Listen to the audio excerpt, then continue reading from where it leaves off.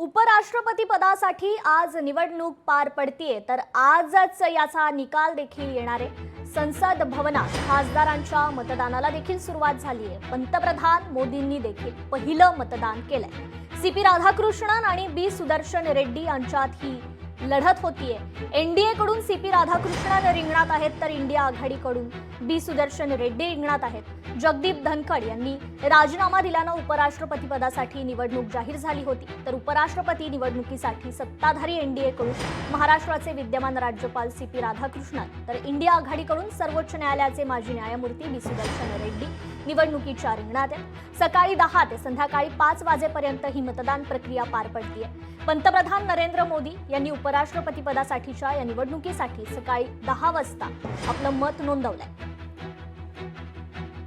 उपराष्ट्रपदाचे उमेदवार आदरणीय राधाकृष्णनजी यांचा प्रचंड असा थम्पिंग मेजॉरिटी बहुमताने विजयी होईल। आमचे उमेदवार निवडून येणार आहे आणि प्रचंड बहुमताने एनडीएचे उमेदवार निवडून येतील। इलेक्शन है, इलेक्शन जीतने के लिए लड़ा जाता है और हमको कॉन्फिडेंस है कि हम लोग जरूर जीतेंगे। आमचा विजय हा पक्का आहे आणि नक्कीच भारत देशाला अनेकांचे आशीर्वाद मिळालेत। कदाचित या पद्धतीने अनेकांच्या हेतू इराद्यांचं श्राद्धही आम्ही घालतोय असं म्हणायला हरकत नाही।